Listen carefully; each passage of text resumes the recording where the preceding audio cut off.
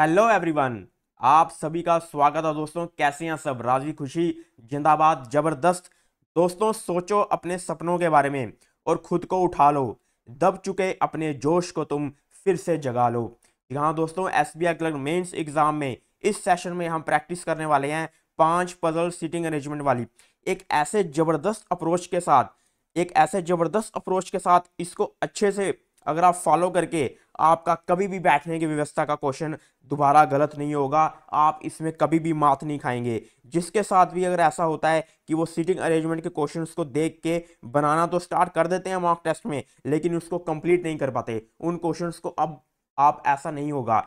अब इसके बाद इस सेशन में अप्रोच को देखकर, जानकर, सीखकर, प्रैक्टिस करके जब आप सॉल्व करेंगे तो आपको कामयाबी मिलेगी। और आपसे कहना चाहूंगा कि सफलता एक दिन में नहीं मिलती मगर कोशिश से मिल जाती है। जब आप ठान लोगे तो मंजिल भी आपकी तरफ खुद चलकर आ जाती है। तो चलिए दोस्तों, आशीर्वाद लेते हैं, विजयी भव का आशीर्वाद लेते हैं श्री गणेश जी से और शुरुआत करते हैं अपने पहले क्वेश्चन के साथ, जो ये रहा आपके सामने।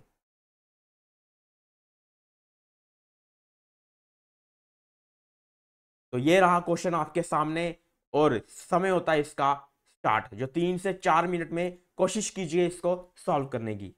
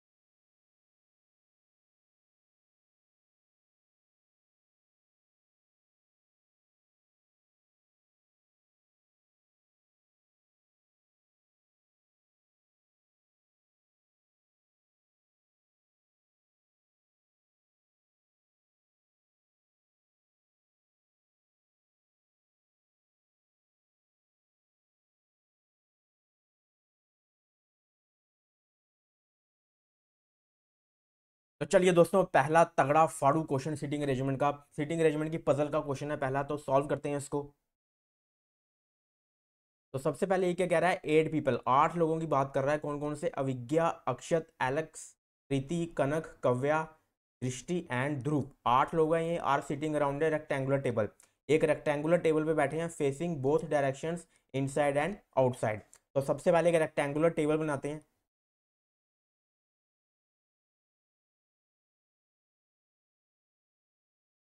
तो ये रहा रेक्टेंगुलर टेबल। उसके बाद यहाँ पे क्या कह रहा है ये, 4 of them are sitting at the corner while other 4 are sitting on the 4 edges of the table. तो 4 यहाँ पे कॉर्नर पे बैठे हैं और 4 कहाँ बैठे हैं? एजिस पे। तो चलिए इनको बिठा देते हैं। ये रहे 4 हो गए कॉर्नर पे, और 4 हमने बिठा दिए एजिस पे। अब डायरेक्शन हमें पता नहीं है क्योंकि यहाँ क्या हुआ, इनसाइड एंड आउटसाइड दोनों हो सकती हैं, वो अभी हम नहीं लगाएंगे। उसके आगे हमसे ये क्या कह रहा है, आगे क्या बोला हुआ है इसने कि दे पार्क देयर कार। उन्होंने अपनी, जब वो यहाँ बैठे आके, उससे पहले वो गाड़ी से आए, तो वो जब गाड़ी से आए तो उन्होंने अपनी गाड़ियाँ पार्क की and got different token number, और उनको अलग अलग टोकन नंबर दिए गए। वो कौन कौन से हैं? 2, 4, 9, 17, 19, 25, 30 और 41। तो ये उनके टोकन नंबर हैं। चलिए अब कंडीशन पढ़ते हैं क्या क्या दिया हुआ आगे। The person who sits opposite to Kavya faces towards the centre. अब देखो, सबसे पहले हमें यही नहीं पता कि कॉर्नर में कौन बैठा है, एज पे कौन बैठा है। तो पहले हमें वो चीज़ ढूंढने की कोशिश करनी है कि हमें फिक्स पोजीशन पता लगे, फिक्स पोजीशन पता लगे, ताकि हमारे केस कम से कम बने और हम जल्दी से जल्दी फिक्स पोजीशनों को बिठा सकें। तो पहले हमें वो ढूंढना है जो हमें फिक्स पोजीशन के बारे में बताए, या कोई हमें कॉर्नर के बारे में बताए, या कोई हमें एक पर्टिकुलर एज के बारे में बताए, या कोई एक डायरेक्शंस के बारे में बताए कि इतनी डायरेक्शन से कौन कितनी दूरी पे बैठा है। तो उस तरह की चीज़ को पहले ढूंढना होता है। तो पहले ढूंढते हैं वैसी चीज़। तो पहले यहाँ पढ़ो, यहाँ पे लिखा हुआ है the person who sits opposite to Kavya faces toward the centre. Akshar token number is multiple of 5 and he does not face away from the centre. इससे हमें नहीं पता लग रहा है। Difference between token number of immediate neighbour of Drishti is 6। ये भी हमें नहीं बता सकता कि हम दृष्टि को आखिर रखे कहाँ। Dhruv faces outside and he is immediate neighbour of the person whose token number is 30।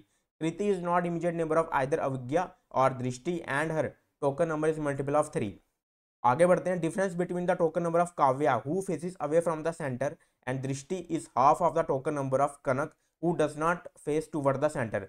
यहाँ पे भी देखिए टोकन नंबर के ही बारे में हमें घुमा रहा है, ये उसी की कैलकुलेशन में उसी के ऊपर नीचे करके घुमा रहा है, लेकिन ये नहीं बता रहा, असली चीज नहीं बता रहा कि कहाँ बिठाना है हमने। तो आगे बढ़ते हैं। और Alex, who faces outside, sit on the edge of the table but neither sits on the longer side nor sits opposite to दृष्टि। हाँ, अब इसने बोला, अब इसने कोई काम की बात की कि एलेक्स जो आउटसाइड देख रहा है, sits on the edge of the table. एक तो इसने बताया एज ऑफ द टेबल बैठा है, but neither sits on the longer side nor sits opposite to Drishti. ना ही वो लॉन्गर साइड में बैठा है। लॉन्गर साइड कौन सी है? ये वाली, ये लेंथ जो बड़ी होती है ये लॉन्गर साइड होती है रेक्टेंगल की। तो ये कह रहा है कि ना ही ये कॉर्नर पे बैठा है, ठीक है नहीं। यहाँ पे कह रहा है कॉर्नर पे भी नहीं बैठा क्योंकि इसने लिखा हुआ है sits on the edge of the table, और लॉन्गर एज पे नहीं है, तो कॉर्नर पे भी नहीं हुआ ये। तो ये कहाँ होगा? या तो ये एलेक्स इस साइड होगा, या तो इस साइड, मतलब इन दोनों में से किसी साइड होगा, ठीक है। और इसके बारे में क्या लिखा हुआ है? नॉर सिट्स अपोजिट टू दृष्टि, और दृष्टि के अपोजिट नहीं है। इसका मतलब इस यहाँ, ना यहाँ पे दृष्टि आएगी ना दृष्टि यहाँ पे आएगी, क्योंकि इन दोनों में से किसी एक में तो ये आएगा, तो इसके सामने दृष्टि नहीं होनी चाहिए। तो दृष्टि इन शॉर्टर साइड में, दोनों साइड ही नहीं होनी चाहिए। उसके आगे अब एक तो हमें एलेक्स के बारे में ये पता लगा, ठीक है। अब आगे अवज्ञा के बारे में कह रहा है whose token number is even prime number. तो इवन प्राइम नंबर कौन सा है? यहाँ पे 2 है। तो अवज्ञा के बारे में हमें यहाँ पे 0, 2 प्राइम नंबर, टोकन नंबर पता लग गया। ये हो गए पर्सन और ये हो गए उनके टोकन नंबर। तो अविज्ञा का 0, 2 है token number. And does not sit on the edge of the table. अब इसने बोला कि ये एज पे बैठी ही नहीं है, इसका मतलब अविज्ञा कहाँ बैठी है? अविज्ञा बैठी है कॉर्नर पे। तो अविज्ञा के बारे में पता लग गया कि ये बैठी है कॉर्नर पे। But third to the right of the Drishti, third to the right of Drishti है who faces toward the centre. यहाँ देखो, यहाँ पे हमें बिल्कुल एग्जैक्ट पता लग गई लोकेशन, क्योंकि दृष्टि की यहाँ पे डायरेक्शन दी हुई है। दृष्टि को बोला गया कि वो बैठी है वो फेसिस टूवर्ड द सेंटर, ठीक है, और इसको रखा हुआ कॉर्नर पे। तो चलिए सबसे पहले इसी को पुट करेंगे, क्योंकि दृष्टि से हमने चलना है किस साइड की तरफ? थर्ड टू द राइट पे। तो वो थर्ड टू द राइट एक ही साइड होगा, दो दो डायरेक्शन तो बनेंगी नहीं। तो इसलिए हम सबसे पहले अविज्ञा और दृष्टि को बिठाएंगे। तो अविज्ञा और दृष्टि को बिठाते हैं।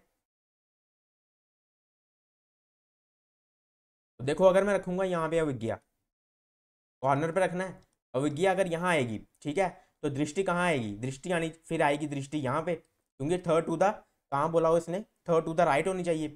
तो थर्ड, अगर ये टूवर्ड द सेंटर देख रही है तो थर्ड टू द राइट दृष्टि यहीं आएगी। अब यहाँ दृष्टि आ नहीं सकती, तो इसलिए यहाँ पे अविज्ञा को अब न हम नहीं रखेंगे, इस कॉर्नर पे अविज्ञा को हम नहीं रख सकते, तो यहाँ से हटा देते हैं। तो अब अविज्ञा को कहाँ रखते हैं, अविज्ञा को रखते हैं यहाँ पे।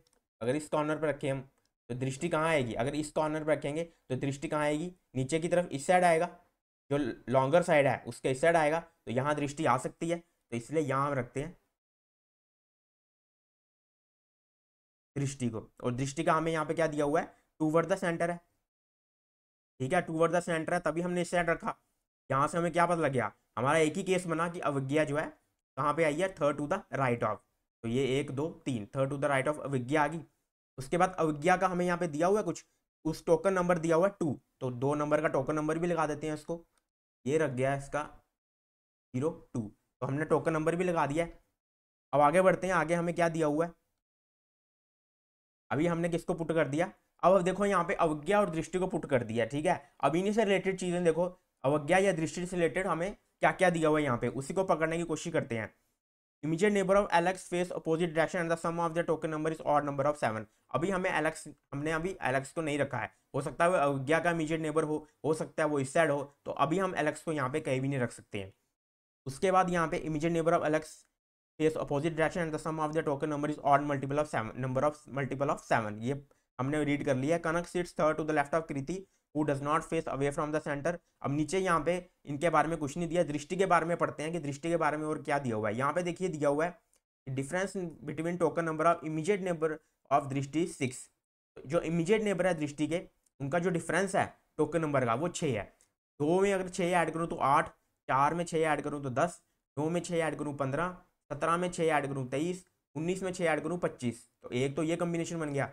और 25 में 6 ऐड करूँगा तो 31, 30 में 6 36, 40 में अगर 6 कम करूँगा तो 35, और यहाँ पे 4 में 6 कम करूँगा तो कितना आ जाता है, तो माइनस में हो जाएगा। 9 में 6 करूँगा 3 हो जाएगा, मतलब और कोई भी कॉम्बिनेशन नहीं बन रहा, सिर्फ 19 और 25 ही बन रहा है। तो इसका मतलब दृष्टि के जो इमीडिएट नेबर हैं दोनों साइड या तो 19 होंगे या तो 25 होंगे, तो इसको भी पुट कर देते हैं। यहाँ पे होगा या तो 19 और 25, और यहाँ पे क्या होगा, या तो 19 और 25, यही होगा। और इनसे रिलेटेड देखते हैं क्या लिखा हुआ है। यहाँ पे आया विज्ञा और दृष्टि, इस लाइन को पढ़ते हैं। Kriti is not immediate neighbour of either. Kriti जो है इमीडिएट नेबर है, नॉट नहीं है इमीडिएट नेबर किसकी, ना ही अवज्ञा की ना ही दृष्टि की। अवज्ञा और दृष्टि की दोनों की ही कृति इमीडिएट नेबर नहीं है, तो कृति इसका मतलब यहाँ पे भी नहीं आ सकती, यहाँ पे भी नहीं आ सकती, 19 और 25 इन दोनों में नहीं आ सकती, तो कृति की जगह क्या बनती है, इन्हीं दोनों में से किसी एक में, ठीक है, इन्हीं दोनों में से किसी एक में। And her token number is multiple of 3, और उसका टोकन नंबर मल्टीपल ऑफ 3 है। तो कृति का यहाँ पे टोकन नंबर मल्टीपल ऑफ 3, यहाँ पे सिर्फ कौन कौन से नंबर हैं, 2 ही हैं, एक 30 है और दूसरा 9 है। या तो इसका 9 होगा या तो इसका 30 होगा। और यहाँ पे कुछ difference between the token number of Kavya who faces away from the centre and Drishti is half of the token number of Kanak who does not face toward the centre. इस लाइन से अभी हम नहीं बता सकते, क्योंकि हमें अभी ना काव्या का पता है ना कनक का पता है। इस लाइन को हम इग्नोर करते हैं और आगे बढ़ते हैं। आगे यहाँ पे देखिए, आगे अभी यहाँ पे किसकी लाइन को पकड़े हैं, अब ये वाली लाइन हमने पुट कर दी है। Immediate neighbour of Alex face opposite direction, जो एलेक्स के इमीडिएट नेबर है वो अपोजिट डायरेक्शन है, ठीक है। Kanak sits third to the left of कृति।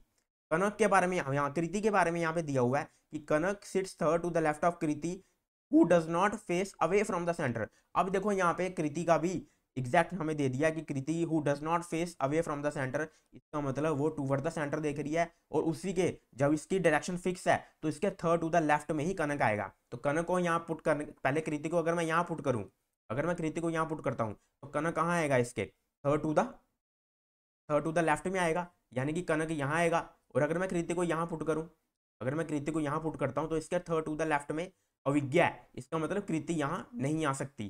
कृति इस पोजीशन पे स्मॉलर साइड पे नहीं आ सकती, तो कृति कहाँ आएगी, इसी कॉर्नर पे आएगी। तो यहाँ फिक्स पोजीशन हमें पता लग गई कृति की, तो कृति की पोजीशन को लगाते हैं यहाँ पे कृति का हमें पता लग गया, कृति आएगी यहाँ पे, और इसके थर्ड टू द लेफ्ट में कौन बैठा है, कनक बैठा है। तो कनक कहाँ आएगा, स्मॉलर साइड वाली साइड।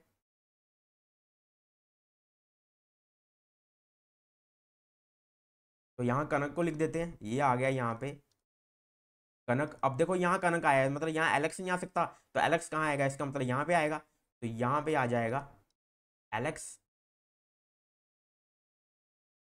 अब ये फालतू चीज़ें जो यहाँ पे हमने लगाई थी पहले, अब इनकी जरूरत नहीं है, इनको हटा देते हैं, क्योंकि हमने फिक्स पोजीशन लगा दी है एलेक्स, कनक और कृति की। कृति के बारे में और क्या दिया हुआ है, नोर 30 इसका हो सकता है ना, इसका नोर 30 हो सकता है, तो वो भी साइड पे लिख देते हैं इसको, 30। या तो इसका टोकन नंबर 9 होगा, या तो इसका टोकन नंबर क्या होगा, 30 होगा। अब एलेक्स के बारे में यहाँ पे इमीडिएट नेबर्स दिया बताया था कि इमीडिएट नेबर्स के टोकन नंबर की कुछ इन्फॉर्मेशन थी कि immediate neighbours of Alex face opposite direction. एक तो पहले अपोजिट डायरेक्शन, हमें कृति की डायरेक्शन भी पता है क्या है, कृति की डायरेक्शन किस साइड है, टूवर्ड द सेंटर है। तो कृति की डायरेक्शन अगर टूवर्ड द सेंटर है तो इसके जो इसकी डायरेक्शन क्या होगी, अपोजिट होगी। ठीक है, तो ये भी पता लग गया, हमें डायरेक्शन भी पता लग गई। अब आगे क्या दिया, and the sum of the token number is odd multiple of 7। इनका जो सम होगा वो ऑड मल्टीपल ऑफ 7 होगा। अब ऑड मल्टीपल ऑफ 7 कैसे बन सकता है यहाँ पे, तो 19 और 30, 30 और 19 को अगर हम ऐड करेंगे तो वही 49 बनेगा। वही एक केस बन सकता है यहाँ पे, 49 ही ऑड नंबर है। ऑड मल्टीपल ऑफ 7 का मतलब 7 का वो मल्टीपल जो ऑड हो। ऐसे तो 7 का 28 भी होता है, 25 और 9 करेंगे तो कितना होता है, 34 होता है। वो तो 7 के टेबल में आता ही नहीं है। ठीक है, तो हमें वो नंबर लेना जो ऑड हो। तो 49 ऑड है, ऐसे तो 28 भी आता है 7 के टेबल में, लेकिन उसको हम नहीं ले सकते। ऐसा कोई इवन नंबर हम नहीं ले सकते, बेशक 7 के टेबल में आएगा लेकिन इवन होगा, हमें लेना है ऑड। ऑड वाला कौन सा है यहाँ पे, जब हम 30 लेंगे कृति का और 19 लेंगे यहाँ का, तो बन जाएगा ये 49, वो बनेगा ऑड मल्टीपल ऑफ 7। तो इसका मतलब कृति का फिक्स टोकन नंबर भी हमें पता लग गया है। तो जो जो फिक्स पता लग गए हैं उनको रखते हैं और बाकियों को हटाते हैं। ये को हटा देते हैं और ये यहाँ से हटा देते हैं, यहाँ 19 आएगा। अब यहाँ 19 आएगा तो इसका मतलब यहाँ क्या आएगा, 25 आएगा। तो टोकन नंबर भी यहाँ पे फिक्स हमें पता लग गया। तो कृति का टोकन नंबर क्या है, 30। अब आगे बढ़ते हैं, आगे यहाँ पे क्या दिया हुआ है, the person whose token number is 4 sits opposite to the person whose token number is multiple of 3। तो मल्टीपल ऑफ 3 अब कौन बचा है, 9 ही बचा है। तो 4 किसके अपोजिट बैठा हुआ है, जिसका टोकन नंबर क्या है, 9 होगा, 4 और 9। तो 4 और 9 जो है आमने सामने होंगे यहाँ पे। एक चीज तो ये पता लगी। और अब देखते हैं आगे हमें, अब हमें यहाँ पे कौन कौन से रह गए हमारे, कृति हो गया, अविज्ञा हो गया, अनक हो गया, कनक हो गया, दृष्टि हो गई, अलक्स हो गए। अब 1 2 3, 3 अभी भी बचे हैं हमारे। कौन कौन से 3 बचे हैं, एक तो अक्षत बचा है, ठीक है, एक अक्षत बचा है, और काव्या और ध्रुव। ठीक है, ये 3 बचे हैं हमारे पास। तो यहाँ पे देखो ध्रुव के बारे में यहाँ पे दिया हुआ है, Dhruv faces outside, Dhruv out and he is immediate neighbour of the person whose token number is 30। तो 30 टोकन नंबर कृति का हमें पता लग गया। तो ध्रुव कहाँ आएगा, नीचे तो एलेक्स है, यहाँ आ नहीं सकता। तो ध्रुव की भी फिक्स पोजीशन हमें पता लग गई है। तो ध्रुव बेटा आएंगे यहाँ पे, ध्रुव भाई को यहाँ रखते हैं। और ध्रुव के बारे में और क्या दिया हुआ है कि ध्रुव फेस आउटसाइड, वो आउटसाइड देख रहा है तो इसको आउटसाइड कर देते हैं। और यहाँ पे क्या दिया हुआ है, and he is immediate neighbour of the token number is 30। तो ध्रुव को भी फिट कर दिया हमें। अब बचे हैं सिर्फ अक्षत और काव्या। तो ध्रुव को भी हमने पुट कर दिया, अक्षत और काव्या बचे हैं सिर्फ यहाँ पे। तो चलिए उनके बारे में पढ़ते हैं। पहली लाइन यहाँ काव्या के बारे में लिखी है, the person who sits opposite to Kavya face toward the centre. ठीक है, जो काव्या के सामने है वो टूवर्ड द सेंटर है। और अक्षत के बारे में लिखा, Akshat token is multiple of 5 and he does not face away from the centre. Akshat का जो टोकन नंबर है मल्टीपल ऑफ 5 है। मल्टीपल ऑफ 5 तो यहाँ सिर्फ एक ही है, हुआ 25, और 25 की पोजीशन ये रही। तो इसका मतलब अक्षत की फिक्स पोजीशन हमें पता लग गई कि अक्षत कहाँ आएगा, जहाँ पे लिखा हुआ है 25, यानी कि इमीडिएट नेबर ऑफ, इसका इमीडिएट नेबर होगा कनक और दृष्टि का। तो अक्षत को लिख देते हैं यहाँ पे। जब अक्षत आ गया तो एक ही जगह बचेगी, वहां का क्या आ जाएगा, काव्य आ जाएगा। ठीक है, वहां काव्य आ जाएगा। तो अब हमने सारे पर्सन्स को फिट कर दिया, अब इनकी डायरेक्शंस और टोकन नंबर रह गए। ठीक है, तो टोकन नंबर के बारे में यहाँ पे क्या लिखा हुआ है कि जो पर्सन अपोजिट टू काव्या है face toward the centre, opposite to Kavya toward the centre, यानी कि अविज्ञा की बात हो रही है, ये क्या है, टूवर्ड द सेंटर। उसके बाद अक्षत का भी यहाँ पे लिखा हुआ था कि ही does not face away from the centre, इसका मतलब ये इनसाइड है, तो इसको इनसाइड द सेंटर कर देते हैं। उसके बाद हमने ये इमीडिएट ये भी कर दिया, ध्रुव फेस आउटसाइड ये भी कर दिया, कृति इज नॉट इमीडिएट नेबर ये भी कर दिया। ठीक है। और अब difference between the token number of Kavya, ये भी दिया हुआ है काव्या का डिफरेंस किससे, who face away from the centre, Kavya के बारे में away from the centre, and दृष्टि से अगर माइनस करेंगे दृष्टि को, तो ये हाफ होना चाहिए, equal to half of the token number of Kanak. और कनक के बारे में यहाँ पे क्या दिया हुआ, who does not face toward the centre, इसका मतलब आउटसाइड द सेंटर देख रहा है, ये आउटसाइड द सेंटर हो गया यहाँ पे। ठीक है, ये क्या हो गया, आउटसाइड द सेंटर हो गया। उसके बाद अब काव्या और दृष्टि के, काव्या का हमें पता है यहाँ पे 19 है। अब 19 में से हम क्या माइनस करें, यही तो ये कह रहा है कि 19 में से हम क्या माइनस करें कि जो रिजल्ट आएगा वो डबल होना चाहिए, वो ये डबल होगा कनक का। अब 19 में से अगर मैं 2 माइनस करूँ, ठीक है, 19 में से अगर मैं 2 माइनस करूँ तो कितना आता है, 17। 17 का डबल 34 होता है, कनक का 34 नहीं आ सकता है क्योंकि यहाँ 34 है ही नहीं, तो ये केस हमारा कैंसिल आउट हो गया। अब 19 में से क्या माइनस करें, अगर 2 ही नहीं करना, ठीक है, 4 करेंगे तो क्या होगा, अगर 19 में से 4 माइनस करेंगे तो कितना आएगा, 15, और डबल हो गया 30। 30 तो पहले ही कृतिक है, तो ये भी नहीं होगा। 19 में से 9 माइनस करेंगे तो 10 आएगा, तो 10 का डबल 20, 20 तो है ही नहीं यहाँ पे। 19 में से 17 अगर माइनस करेंगे तो 2 आएगा, और 2 का डबल क्या होता है, 4, तो 4 है ना यहाँ पे, कौन सा है, चार, ये रहा 4, तो 4 दिया हुआ है यहाँ पे, तो इसका मतलब यही केस बनेगा। 19 भी, 17 भी अभी नहीं लगाया, उसके आगे 25 है, 25 भी लगा हुआ है, ठीक है, उसके बाद 30 भी लगा हुआ है, 41 तो हो नहीं सकता, तो इसका मतलब क्या हुआ, 19 और 17, तो इसका मतलब 19 किसका है, काव्या का, तो 17 किसका है, दृष्टि का, तो दृष्टि का 17 लगा देते हैं, तो ये लग गया 17 दृष्टि का। और कनक का क्या हो गया, 4, तो 4 का उसने पहले ही कहा था, 4 के सामने क्या होगा, 9 होगा, 4 के सामने क्या होगा, 9 होगा। अब एक बच गया, कौन सा बच गया, 41, तो वो 41 किसका है, ध्रुव का है, 41 किसका है, ध्रुव का है। अब हमारे पास क्या बचा, एलेक्स हु फेसिस आउटसाइड, लो जी, एलेक्स को भी आउटसाइड फेस कर दिया। तो इस तरह से सिटिंग अरेंजमेंट का क्वेश्चन हमने सॉल्व कर लिया दोस्तों। इस तरह से सटीक अप्रोच के साथ, सही अप्रोच के साथ अगर हम सॉल्व करेंगे तो क्वेश्चन जरूर एक बहुत ही जबरदस्त अच्छे समय में, कॉम्पिटेटिव टाइम में हम सॉल्व कर पाएंगे। तो चलिए अब चलते हैं अगले क्वेश्चन की तरफ, क्वेश्चन नंबर सेकंड पे।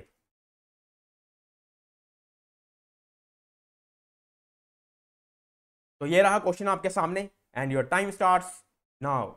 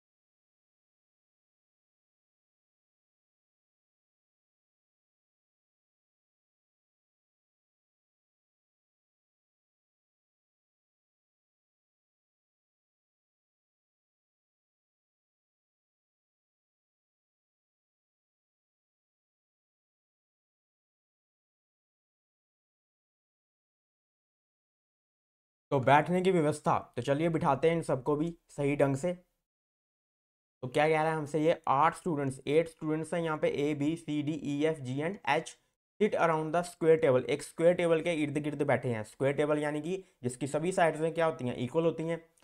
4 person sits at the corner, 4 यहाँ पे कॉर्नर पे बैठे हैं, while rest sit on the middle of the sides, और 4 यहाँ पे मिडल में बैठे हैं। Some of them face towards the centre, कुछ यहाँ पे सेंटर की तरफ देख रहे हैं, and some face away from the centre, और कुछ यहाँ पे अवे फ्रॉम द या फिर आउटसाइड द सेंटर की तरफ देख रहे हैं। Each of the students score different marks, हर एक ने अलग अलग मार्क्स लिए हैं, कोई एग्जाम दिया होगा इन्होंने जिसके इनको मार्क्स मिले हैं, और सबके अलग अलग मार्क्स हैं। क्या क्या मार्क्स हैं, 10, 13, 24, 27, 32, 35, 48 एंड 54। तो ये सबके अलग अलग मार्क्स हैं। अब पढ़ते हैं यहाँ पे क्या दिया हुआ है, A scored more than D, who scored more than B. तो ए का स्कोर ज्यादा है डी से, और डी का स्कोर किससे ज्यादा है, बी से। आगे B and F do not face in the same direction, student who score, यहाँ पे कह रहा है student who score the highest marks, जिसके हाईएस्ट मार्क्स हैं, सिट एडजेसेंट टू ए। तो इसका मतलब हाईएस्ट मार्क्स वाला तो ए होगा नहीं, ठीक है, नहीं तो ए के यहाँ पे क्या कह रहा है, 54 मार्क्स तो होंगे नहीं, सबसे हाईएस्ट यहाँ पे 54 मार्क्स हैं, वो ए के साथ बैठा हुआ है, but not adjacent to D, और डी के साथ नहीं बैठा लेकिन। तो इसका मतलब डी के भी सबसे हाईएस्ट मार्क्स नहीं है, तो यहीं से लग रहा है कि जब ए के मार्क्स ज़्यादा हैं डी से, तो डी तो हाईएस्ट वाला हो ही नहीं सकता। तो सबसे पहले इन सबके मार्क्स फाइंड करते हैं। सबसे पहले क्या करते हैं, ऑर्डर एंड रैंकिंग की तरह इसको सॉल्व करते हैं कि सबसे पहले इनके मार्क्स फाइंड करते हैं। सबसे पहले इनके मार्क्स फाइंड करने के लिए क्या करते हैं, इनको कि डिक्रीजिंग ऑर्डर में लिखते हैं। सबसे पहले मैं लिखूंगा डिक्रीजिंग ऑर्डर में 54, उसके बाद क्या है 48, उसके बाद है 35, 35 के बाद है 32, फिर है 27, 24, 13 एंड लास्ट इज 10। तो अब ए यहाँ पे पता है कि 54 मार्क्स वाला नहीं है, यहाँ पे ए जो है नहीं आना चाहिए। आगे बढ़ते हैं, अब इसी से रिलेटेड सारी जानकारियाँ प्राप्त करते हैं कि क्या क्या दी हुई हैं कि G score twice marks than that of F, G का स्कोर दुगना है एफ से, मतलब कि अगर एफ का 10 है तो जी का 20 होना चाहिए, तो 20 यहाँ पे है ही नहीं। अगर एफ का 13 है तो जी का 26 होना चाहिए, 26 भी नहीं है। अगर एफ का 24 है तो जी का 48 होना चाहिए, तो बिल्कुल है यहाँ पे। तो एक तो हो गया 24 और 48, और दूसरा ये बन गया सामने 27 और 54। अगर एफ 27 होगा तो जी 54 होगा, इससे ऊपर अब नहीं जा सकता ये। तो दो केस यहाँ बन गए, एक तो बन गया कि अगर एफ 27 है, ठीक है, अगर एफ जो है 27 है तो जी हो जाएगा 54, और दूसरा केस है यहाँ पे अगर एफ कितना होगा 24, तो जी बन जाएगा 48। अब उसके आगे देखते हैं, F who does not sit adjacent to C, B and E are not adjacent to each other and do not face in the same direction, F sit second to the right of E, whose marks, E के marks दिए हुए हैं multiple of 5 हैं। ई के marks multiple of 5 या तो 35 होंगे या तो 10 होंगे।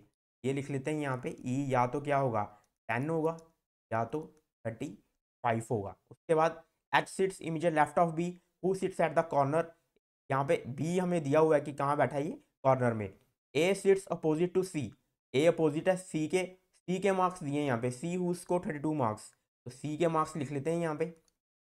सी के एग्जैक्ट मार्क्स हमें पता लग गए हैं कितने हैं, 32 मार्क्स। उसके आगे immediate neighbours of H face in the same direction as H, तो इमीडिएट नेबर्स जो है एच के वो फेस सेम डायरेक्शन, इसकी हमें अभी जरूरत नहीं है। अभी हम क्या कर रहे हैं, कोशिश कर रहे हैं यहाँ पे इनको फाइंड आउट करने की कि हमें किस किस के कितने मार्क्स हैं, वो ज़्यादा से ज़्यादा पता लग जाए। अगला यहाँ पे दिया हुआ है H score more than E but not more than G, तो एच के स्कोर मोर देन किससे हैं, ई से, ठीक है, H score more than E but not more than G, E के मार्क्स ज़्यादा हैं लेकिन एच से। D score lesser marks than E, मतलब ई के ज़्यादा है मार्क्स डी से, और डी से देखो बी ज़्यादा है, और डी ज़्यादा है बी से, तो यहाँ पे आ जाएगा आगे बी। के बाद immediate number of one who score 27 face in the same direction as F, तो एफ की जगह देखो यहाँ पे लिखा हुआ है कि इमीडिएट नेबर जो है one who score 27 marks face in same direction as F, तो यहाँ से हम नहीं पता लगता कि कौन से किसके मार्क्स हैं। G and A face in same direction, E and G sit on the side of the square table. तो अब यहाँ पे देखो हम पुट करते हैं इस जो दो हमने ये बनाई है ए डी बी और G H E D B, इसको यहाँ दोनों केस में, case number 1 and case number 2 में इसमें पुट करके देखते हैं। जी के आगे देखो एच आना चाहिए, ठीक है, एच के आगे ई आना चाहिए, ई के आगे यहाँ पे क्या आएगा डी आएगा, लेकिन डी से बड़ा क्या है ए है, तो पहले ए आना चाहिए, फिर आना चाहिए डी और फिर आना चाहिए बी। अब दूसरे केस में पुट करते हैं, जी के आगे देखो एच ही आना चाहिए, एच उससे पहले नहीं आ सकता है। उसके बाद क्या आएगा, एच के बाद ई आएगा, ई के बाद क्या आएगा, यहाँ पे ई के बाद ए आना चाहिए, क्योंकि जो डी है उससे बड़ा क्या है, ए है, तो यहाँ आएगा ए। उसके बाद डी, अब बी कहाँ गया, बी यहाँ आ सकता है, बी यहाँ बिल्कुल नहीं आ सकता, क्योंकि बी से देखो जी एच ई डी सब बड़े हैं, तो यहाँ बी बिल्कुल नहीं आ सकता। तो सेकंड केस हमारा क्या हो गया, कैंसिल आउट हो गया।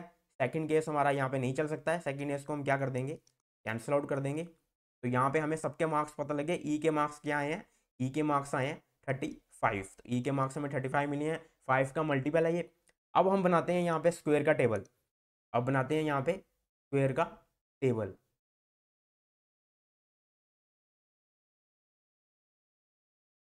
ये बन गया स्क्वायर का टेबल।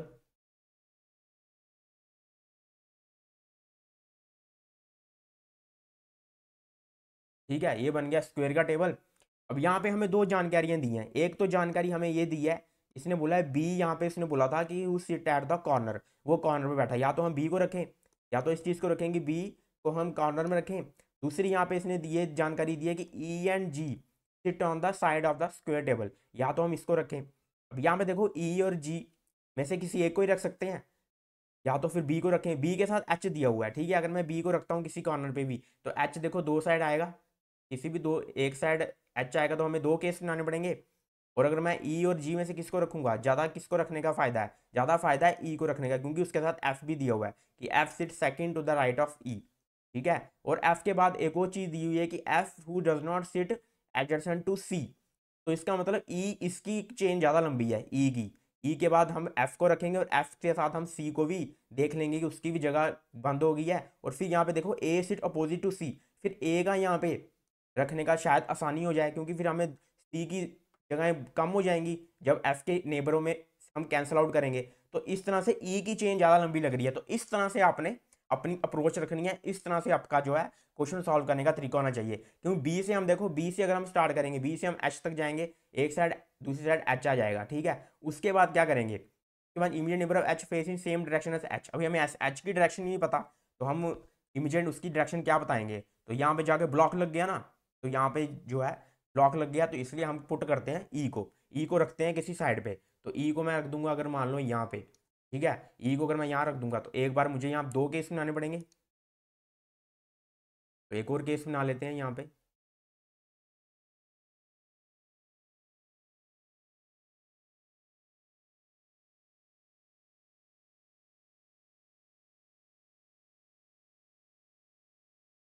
तो ये दो केस बन गए यहाँ पे, एक बार ई को यहाँ रख लेंगे,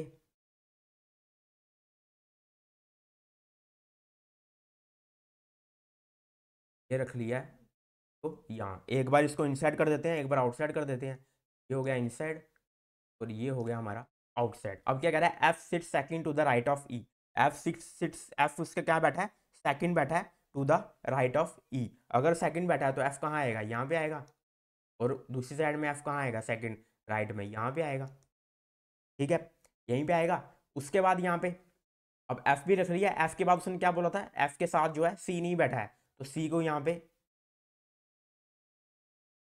पे हमें पता है एफ के साथ ना यहाँ सी आएगा ना यहाँ सी आएगा, और एफ के साथ यहाँ पे भी देखो ना यहाँ सी आएगा ना यहाँ सी आएगा, इन दोनों में यहाँ पे सी नहीं आएगा।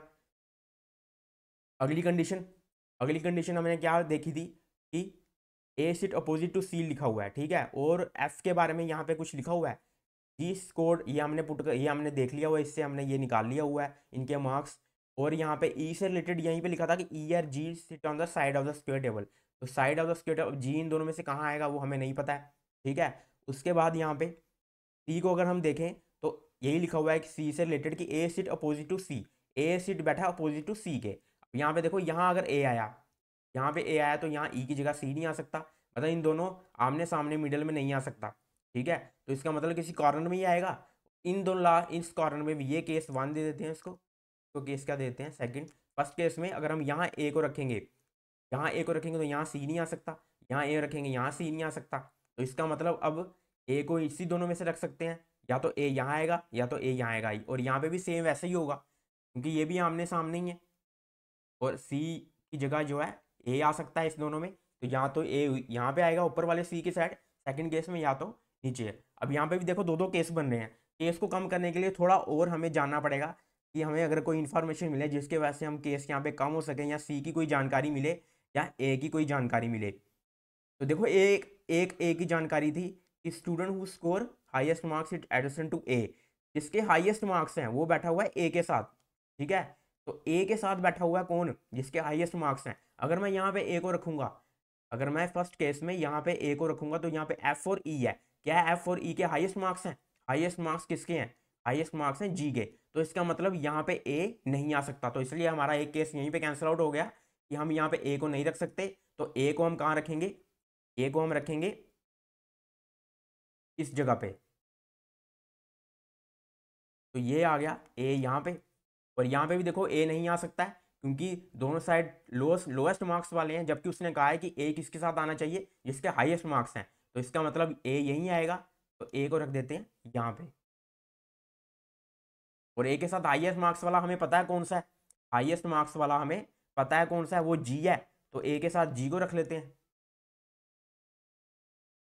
तो इस तरह से ए के साथ यहाँ आ गया जी, यहाँ पे भी आ गया जी। और आगे क्या बोला उसने? But not adjacent to D.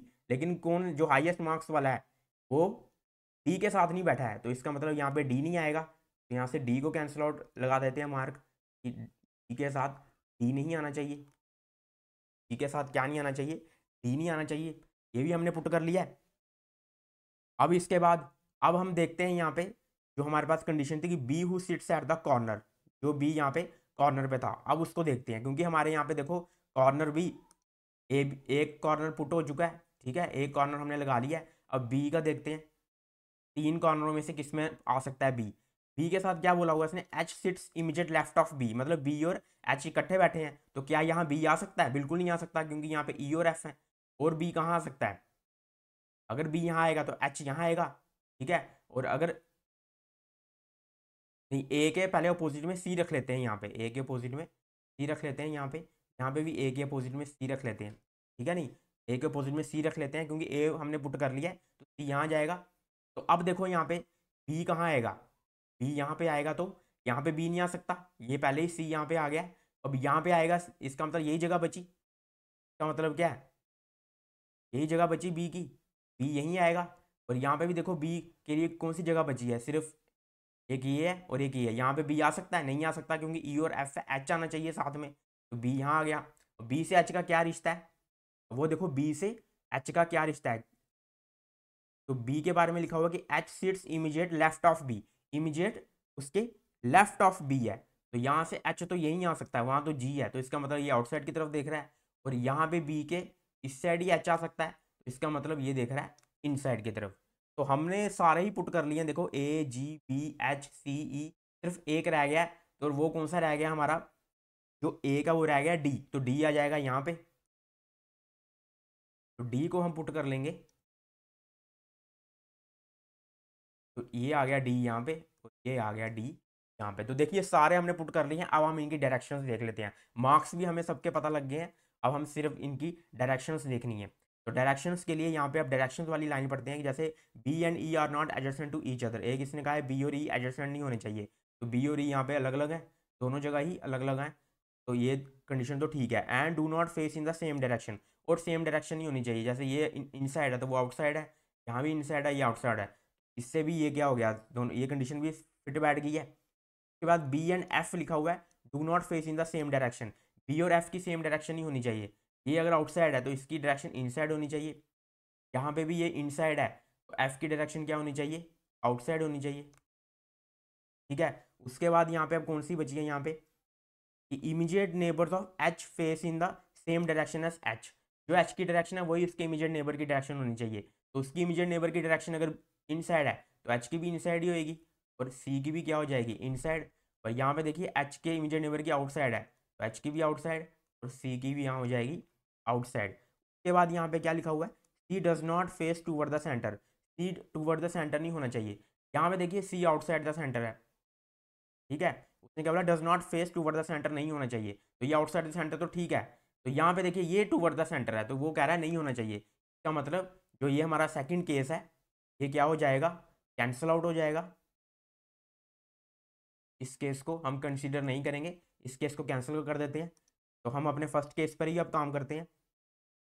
तो यहाँ पे आगे देखिए, अब आगे यहाँ पे क्या दिया हुआ है, immediate neighbours of one who score 27 marks. 27 marks किसके हैं, एफ के हैं 27 marks, face in same direction as F.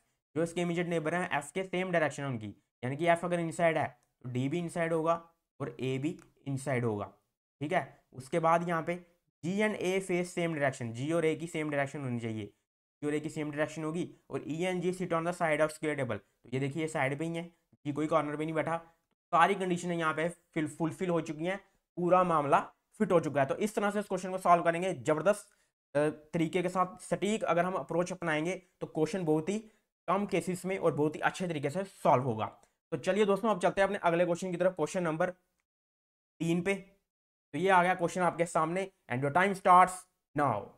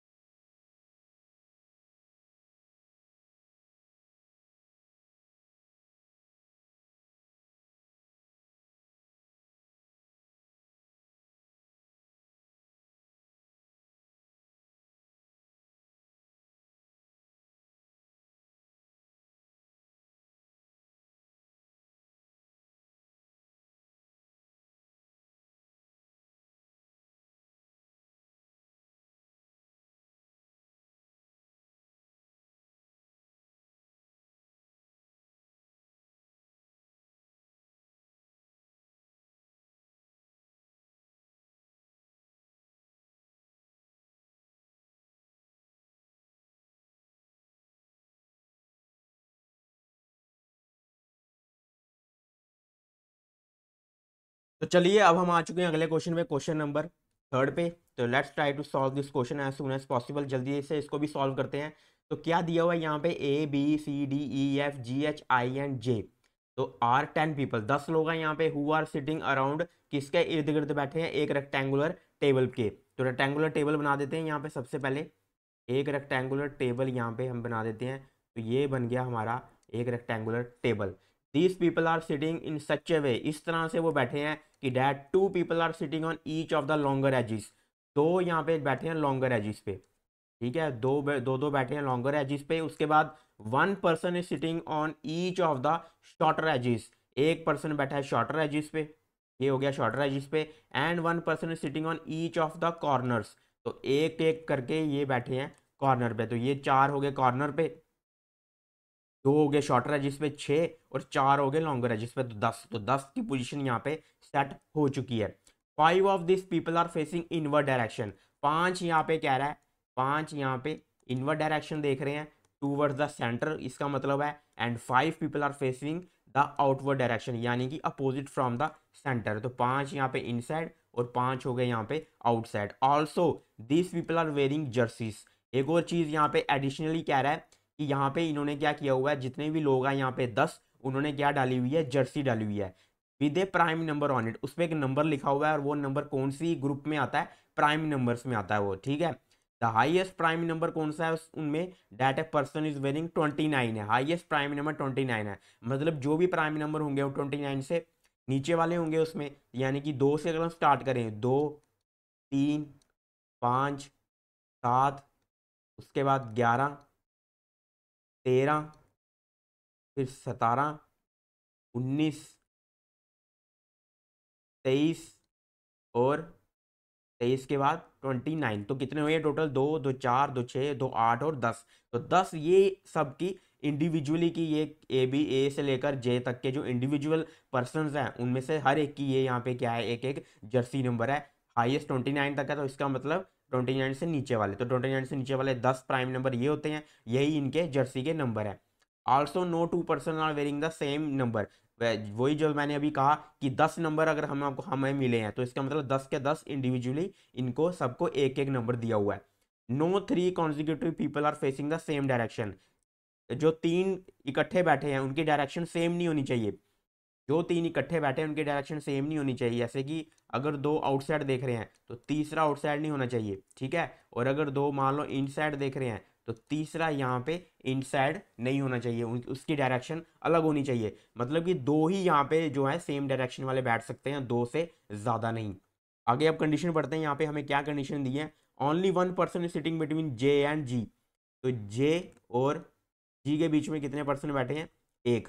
The jersey number of H is 6 less than that of the person who is sitting third to his left, H के बारे में बात कर रहा है, जो इसके थर्ड लेफ्ट में बैठा है, जो पर्सन इसके थर्ड लेफ्ट में बैठा है उसका जर्सी नंबर, उससे एच का जर्सी नंबर कम होना चाहिए, कितना कम होना चाहिए, 6 कम होना चाहिए, कि जो भी यहाँ पे बैठा हुआ है थर्ड लेफ्ट में जो बैठा है उसका, उससे एच का, उसका नहीं, उससे एच का जो है जर्सी नंबर 6 कम होना चाहिए, ठीक है, तो ये यहाँ पे लिखा हुआ है। अगली लाइन पढ़ते हैं, यहाँ पे अगली लाइन में लिखा हुआ है the jersey number of E is smaller than that of I, इसका मतलब आई का जर्सी नंबर ई से क्या है, ज्यादा है।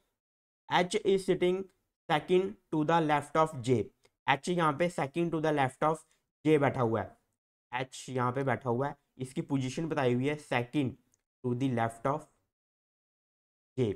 उसके बाद and H is facing a different direction than G, और एच और जी की डायरेक्शन क्या है, डिफरेंट है, इनकी डायरेक्शन क्या है, डिफरेंट है। उसके बाद both the immediate neighbour of E, दोनों इमीडिएट नेबर जो ई के होंगे और सिटिंग ऑन कॉर्नर सीट्स, वो किस पे बैठे हैं, कॉर्नर सीट्स पे, फेसिंग द इनवर्ड डायरेक्शन, और उनकी डायरेक्शन दी है इनवर्ड। अब यहाँ पे देखो इसको हम पुट कर सकते हैं वहां पे, क्योंकि अगर दोनों कॉर्नर पे बैठे हैं इसके इमीडिएट नेबर ई के, इसका मतलब ई यहाँ पे शॉर्टर साइड पे होगा, वो शॉर्टर एज पे होगा, तो ई को कहाँ रखते हैं, यहाँ पे रखते हैं, और इसके जो इमीडिएट नेबर है वो दोनों क्या देख रहे हैं, इन साइड की तरफ।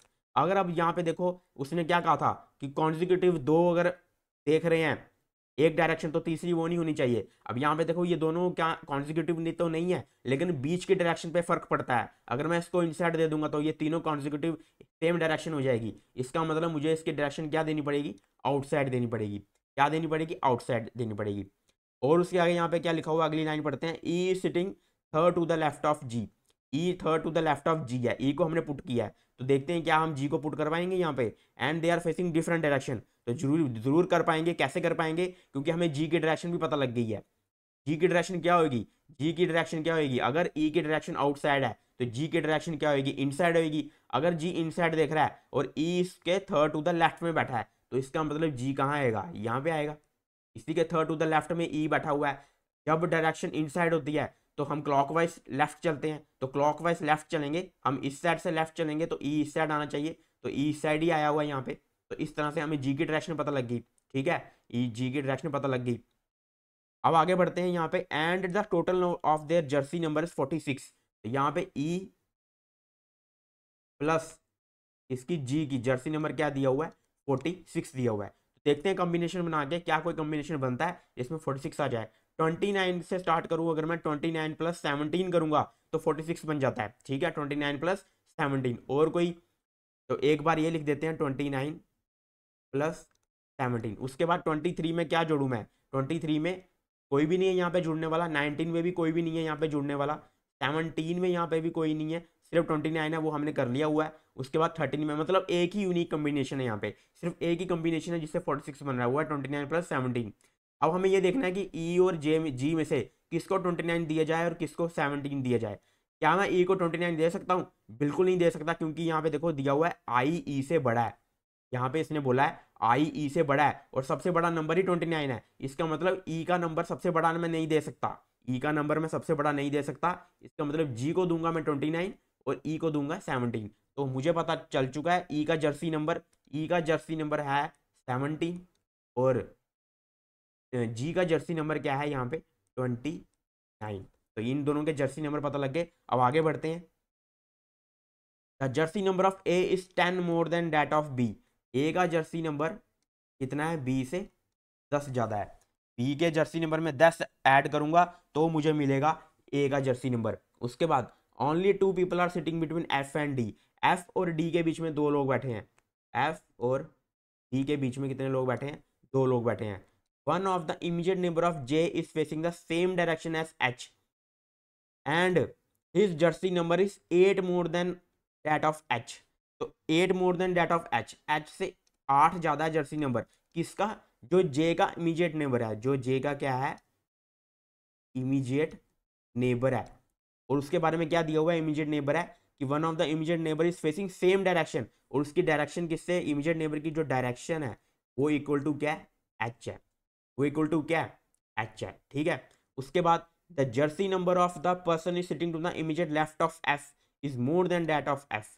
एफ का यहाँ पे बोला गया है जो एफ का इमीडिएट लेफ्ट में है, jersey number of the person sitting to the immediate left of F, यही बोला हुआ है कि इमीडिएट लेफ्ट में जो है एफ के, उसका जर्सी नंबर, उसका जर्सी नंबर, उसका JSY शॉर्ट फॉर्म में ग्रेटर देन है एफ से।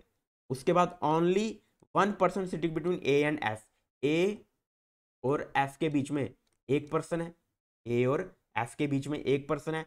And sum of their jersey number is 18, और उसका जर्सी नंबर यानी कि ए प्लस एफ का जर्सी नंबर क्या है, 18 है। उसके आगे यहाँ पे लास्ट कंडीशन रहेगी कि jersey number of C is 17 more than that of D. तो यहाँ पे सी की जर्सी नंबर 17 ज़्यादा है, सी की जर्सी नंबर 17 ज़्यादा है डी से, तो डी प्लस 17, इस तरह से इसकी कंडीशन बनी। और डी के बारे में दिया हुआ है D who is sitting second to the left of E, तो इसको मैं इस रेक्टेंगल टेबल पे पुट कर सकता हूँ कि क्या बोला हुआ है इसने डी के बारे में कि sitting second to the left of E, second to the left of E बैठा हुआ है, तो इसका मतलब डी कहाँ आएगा, यहाँ नीचे आएगा, क्योंकि एंटी क्लॉकवाइज चलेगा, यहाँ पे आउटसाइड देख रहा है, तो डी कहाँ आएगा, नीचे आएगा, डी कहाँ आएगा, नीचे आएगा। तो हमने पुट कर दिया इसको भी, इसको मैं हटा देता हूँ क्योंकि ये 29 और 17 हमने एग्जैक्ट पुट कर लिए हैं, और ये कंडीशन भी हमारी जो है पुट हो गई है, E plus G is equal to 46 की। अब यहाँ पे देखो जी और जे के बीच में ए का डिफरेंस है, ठीक है, तो जी के बाद में जे कहाँ आ सकता है, या तो जे आ सकता है यहाँ पे, ठीक है, या तो जे आ सकता है यहाँ पे, ठीक है। अब जे से रिलेटेड और देखो यहाँ पे क्या लिखा हुआ है, जे से रिलेटेड लिखा हुआ है एच जो है यहाँ पे, इसको देखो H second to the left of J है, तो second to the left of J यहाँ से अगर मैं रखूँ तो एच यहाँ आएगा, ठीक है, यहाँ से मैं रखूँ तो एच यहाँ आएगा, और एच के बारे में लिखा है उसकी डायरेक्शन डिफरेंट होनी चाहिए जी से। इसी लाइन में देखिए एच की डायरेक्शन क्या होनी चाहिए, डिफरेंट होनी चाहिए जी से। जी यहाँ पे इनसाइड देख रहा है और यहाँ पे एच भी इनसाइड देख रहा है, इसका मतलब एच यहाँ पे नहीं आ सकता है। एच की डायरेक्शन आउटसाइड मांगता है, ये क्या मांगता है, ये एच की डायरेक्शन क्या मांगता है, आउटसाइड, क्योंकि जी की इनसाइड है। तो यहाँ से इस कंडीशन को एच और जी को यहाँ से हटा देते हैं, तो इसका मतलब जे यहीं आएगा, जे कहाँ आएगा, यहीं आएगा। और एच कहाँ होना चाहिए, second to the left of G होना चाहिए। अब नीचे तो एक छोड़ के जी है, तो एच कहाँ आएगा, ऊपर आएगा, और सेकंड टू द लेफ्ट होना चाहिए। अगर सेकंड टू द लेफ्ट मतलब एंटी क्लॉकवाइज चलना चाहिए, तो ये भी कहाँ आएगा, आउटसाइड आएगा, ये भी कहाँ आएगा, आउटसाइड आएगा। और एच और जी की डायरेक्शन इसमें क्या बोलते हैं, डिफरेंट होनी चाहिए, मतलब आउटसाइड आएगी डायरेक्शन। अगर वो इनसाइड है तो ये आउटसाइड। अब यहाँ पे देखो ये दो इनसाइड वाले हैं, ये और ये इनसाइड वाले हैं, कॉन्जिक्यूटिव बीच वाला फिर से चेंज होना चाहिए, तो इसकी क्या होनी चाहिए, इनसाइड डायरेक्शन होनी चाहिए, इसकी डायरेक्शन क्या होनी चाहिए, इनसाइड होनी चाहिए। अब यहाँ पे देखो जे के बारे में, और जे के बारे में देखिए, अब एच वाली हमने कंडीशन होगी, एच की एक और कंडीशन है यहाँ पे, ये भी पुट कर लेते हैं कि एच क्या जर्सी नंबर के बारे में था कि थर्ड लेफ्ट में जो होगा उससे -6 होगा। इसके थर्ड लेफ्ट में कौन है, ई है, और उसका जर्सी नंबर हमें पता है वो 17 है, तो इसका मतलब 17 - 6 होगा, कितना होगा, 11। तो हमें यहाँ पे एच का जर्सी नंबर भी पता चल चुका है, वो क्या है, 11। तो एच की सारी कंडीशनें यहाँ पे पुट हो गई हैं। अभी एक वाली ये कंडीशन बची है एच की, इसको भी देख लेते हैं कि इसने बोला था जो जे का इमीडिएट नेबर होगा उसकी डायरेक्शन एच के इक्वल होनी चाहिए। यही लिखा हुआ है यहाँ पे कि जे का इमीडिएट नेबर की डायरेक्शन इक्वल टू एच। यहाँ पे इमीडिएट नेबर दो हैं जे के, एक ऊपर है एक नीचे है। एच का यहाँ पे क्या डायरेक्शन है, आउटसाइड है, तो ये आउटसाइड वाला तो है नहीं, तो आउटसाइड वाला कौन सा होगा, नीचे वाला। इसी की डायरेक्शन एच के, जो ये बात कर रहा है जिस इमीडिएट नेबर की जिसकी डायरेक्शन एच के इक्वल होनी चाहिए, वो क्या होगा, नीचे वाला, ये वाला कॉर्नर वाला होगा, ऊपर वाला नहीं हो सकता क्योंकि उसकी इनसाइड है। हमें कौन सा चाहिए, आउटसाइड वाला, आउटसाइड वाला ये है। यहाँ पे ये कह रहा है कि इसका जो जर्सी नंबर है वो H+8 होना चाहिए, H+8 यानी कि एच की 11 है, तो 11+8 = 19। तो ये यहाँ पे जर्सी नंबर 19 होगा, यहाँ पे क्या होगा, जर्सी नंबर क्या होगा, 19 होगा। और यहाँ पे देखो ये भी दोनों इनसाइड देख रहे हैं, ये इनसाइड देख रहे हैं, तो डी का भी पता लग गया कि डी भी क्या होगा, आउटसाइड होगा। डी भी हमें पता लग गया कि डी भी क्या होगा, आउटसाइड होगा। अब यहाँ पे एक ये डायरेक्शन बची है इसकी, इसकी डायरेक्शन अगर पता करनी है तो ये देख लो, यहाँ पे 5 इनसाइड है 5 आउटसाइड है, तो हमें यहाँ पे इनसाइड वाले देखो कितने बने, एक तो कम, जो एक कम बनेगा इन दोनों में से वो हम पुट कर देंगे। तो पहले देखो कोई भी देख लो, इनसाइड वाले देख लो, चलो इनसाइड वाले ये दो कॉर्नर पे, दो ये हो गए, ठीक है, एक ये हो गया 3, एक ये हो गया 4, तो 4 ही है यहाँ पे इनसाइड वाले। तो इसका मतलब यहाँ पे कौन सी डायरेक्शन आएगी, इनसाइड आएगी। यहाँ पे भी हमें पता चल गई कि कौन सी डायरेक्शन आएगी, इनसाइड आएगी। ठीक है, अब यहाँ पे हम पुट करते हैं डी से, देखो यहाँ पे एफ और डी में 2 का गैप है, एफ और डी में 2 का गैप है। यहाँ से अगर मैं देखूँ, यहाँ तो जे है, 2 के बाद जे है, तो एफ कहाँ आएगा, यहाँ आएगा। और एफ और ए में यहाँ पे 1 का गैप है, तो ए आ गया यहाँ पे। और एफ के बारे में क्या बोला था, एफ के बारे में ये था कि इमीडिएट लेफ्ट की जो जर्सी है वो एफ से ज़्यादा है, मतलब वो इसकी बात कर रहा है। यहाँ पे जो जर्सी आएगी वो एफ से ज़्यादा होनी चाहिए, जो भी एफ की जर्सी होगी उससे ज़्यादा होनी चाहिए। उसके बाद यहाँ पे, अब यहाँ पे दो बची हैं हमारे पास कंडीशन, A+F = 18, A = B+10।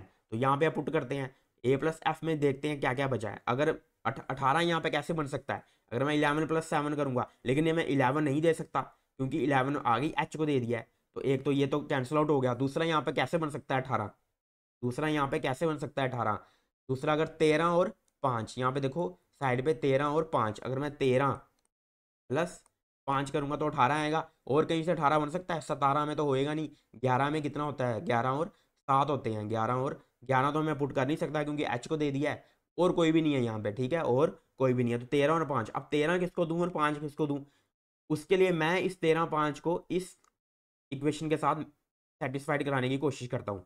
जैसे ए क्या होना चाहिए, अगर मैं ए को यहाँ 13 रखूंगा, ठीक है, ए को 13 रखूंगा तो बी आ जाएगा 3, तो 3 भी बी आ सकता है। अगर मैं ए को 5 रखूंगा तो बी यहाँ पे क्या आएगा, कुछ नहीं आ सकता क्योंकि पहले ही वो 10 से ज़्यादा कह रहा है। ठीक है, तो यहाँ पे क्या होगा, ए की क्या होएगी 13 होएगी, और एफ का क्या होगा 5 होगा। तो मुझे एफ की पता लग गई 5, ठीक है, एफ की 5, और ए की होगी 13 जर्सी नंबर, और बी की भी पता लग गई 3, बी की जर्सी नंबर 3। अब बी कहाँ आएगा, बी की 3, यहाँ 19 है, यहाँ तो आ नहीं सकता। उसके बाद यहाँ पे आ सकता है, इसने कहा था यहाँ पे वो जर्सी आएगी जो एफ से ज़्यादा होगी, जो यहाँ पे वो जर्सी आएगी जो एफ से ज़्यादा, तो 3 है यहाँ पे, 3 तो आ नहीं सकता, तो इसका मतलब बी कहाँ आएगा, यहाँ पे आएगा बी, बी, और ये हो गया उसकी जर्सी नंबर 3। यहाँ पे क्या आएगी, जर्सी नंबर 3। अब उसके बाद हमें ये भी पुट कर लिया, C is equal to D plus 17। अब इसको पुट कर लो, C is equal to D plus 17 में पुट करो। अब डी में यहाँ पे रखते हैं, ठीक है, यहाँ पे डी में रखते हैं, डी में 2 रख सकता हूँ मैं, यहाँ पे डी में 2 रखूंगा तो 2 से स्टार्ट करते हैं, 2 + 17 तो आ गया 19। एक तो ये कंडीशन बन गई, 2 + 17 अगर करेंगे तो 19 बन जाएगा, क्योंकि सी यहाँ पे 19 में सी आ सकता है ना, सी में 19 को दे सकता हूँ। उसके बाद अगर मैं 3 रखूंगा तो 20 बन जाएगा, वो नहीं होगा। उसके बाद 5 रखूंगा तो 21 बन जाएगा, 5 में रख डी को दे नहीं सकता, ठीक है। उसके बाद मैं 7 दे सकता हूँ, 7 अगर मैं दूंगा तो 24 बन जाएगा, वो भी नहीं हो सकता। उसके बाद मैं 11 भी नहीं दे सकता, 11 भी एच को दे दिया है, 13 भी ए को दे दिया है, 17 ई को दे दिया है, 19 मैंने यहाँ इसको डी को तो दे नहीं सकते, ठीक है। तो 23 दे सकते हैं, 23 + 17 करेंगे तो वो बहुत बड़ा नंबर बन जाएगा, वो भी मैं, तो यही कंडीशन एक बचती है। अगर मैं डी को क्या दूंगा, 2 दूंगा, अगर 2 नंबर जर्सी डी को दूंगा तो सी की जर्सी 19 बन जाएगी। इसका मतलब यहाँ पे आ जाएगा सी, यहाँ पे क्या आ जाएगा, सी। अब एक ही न बचा हमारे पास, क्या बचा है, सिर्फ आई। तो आई कहाँ जाएगा, यहाँ पे, और आई का ई से ज़्यादा होना चाहिए, ठीक है। और वैसे भी आई का क्या होना चाहिए, हमारे पास 2 बचे हैं, आई और जे, तो आई का ई से ज़्यादा होना चाहिए। ई का क्या है, ई का यहाँ पे 17 है, ठीक है। 17 से ज़्यादा, क्या मैं आई को 19 दे सकता हूँ, नहीं दे सकता आई, क्योंकि ये सी के पास है। 23 हो सकता है आई का, ठीक है, और 19 भी नहीं हो सकता क्योंकि 19 जी के पास है। तो सिर्फ एक ही बचा हमारे पास आई के लिए, वो है 23, तो ये आ जाएगा यहाँ पे 20। अब जो नंबर बच गया वो हम दे देते हैं जे को। कौन सा नंबर बच गया हमारे पास, जो नंबर बच गया, 2 बचा, 2 दे दिया है, 3 भी दे दिया है, 5 भी दे दिया है। उसके बाद बचा हमारे पास 7, सिर्फ 7 बचा हमारे पास, ठीक है। तो 7 आ जाएगा यहाँ पे, 7 और कहीं पे भी नहीं है, तो जर्सी जे का जर्सी नंबर है 7। तो इस तरह से सारी कंडीशनें देखो कितने आराम से पुट करके हमने एक ही केस में बना के एक ही रेक्टेंगुलर टेबल पे इस क्वेश्चन को सॉल्व कर लिया है। तो इस तरह से दोस्तों इस क्वेश्चन को सॉल्व करेंगे। चलते हैं अगले अगले क्वेश्चन की तरफ। तो ये रहा क्वेश्चन आपके सामने, and your time starts now.